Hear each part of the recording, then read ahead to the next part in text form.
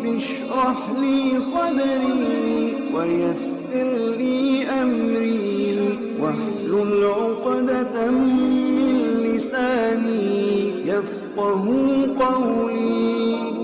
بسم اللہ الرحمن الرحیم۔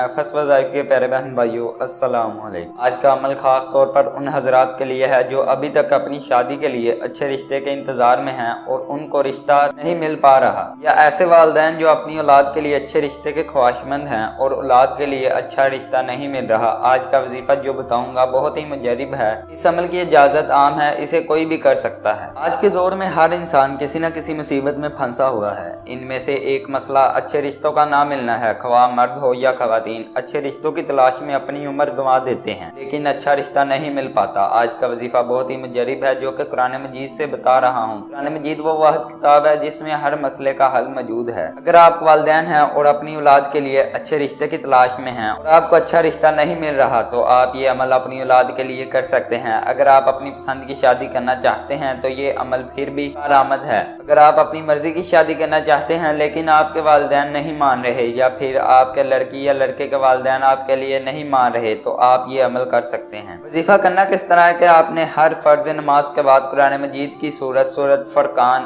کی آیت نمبر 54 پڑھنی ہے۔ اول اور آخر آپ نے 3 مرتبہ درود شریف پڑھ لینا ہے۔ 11 مرتبہ سورت فرقان آیت نمبر 54 کو پڑھنا ہے اور اپنے اچھے رشتے کے لیے اللہ تعالیٰ سے دعا کرنی ہے۔ یہ بہت ہی مجرب اور آسان وظیفہ ہے۔ انشاءاللہ العزیز چند دنوں کے عمل سے ہی رشتہ خود چل کر آ جائے گا۔ اگر آپ پسند کی شادی کے لیے کر رہے ہیں تو آپ کی پسند کی شادی ہو جائے گی۔ انشاءاللہ اللہ تعالیٰ آپ کو کامیابی عطا فرمائیں گے۔ اللہ تعالیٰ ہم سب کے حامی و ناصر ہوں، آمین۔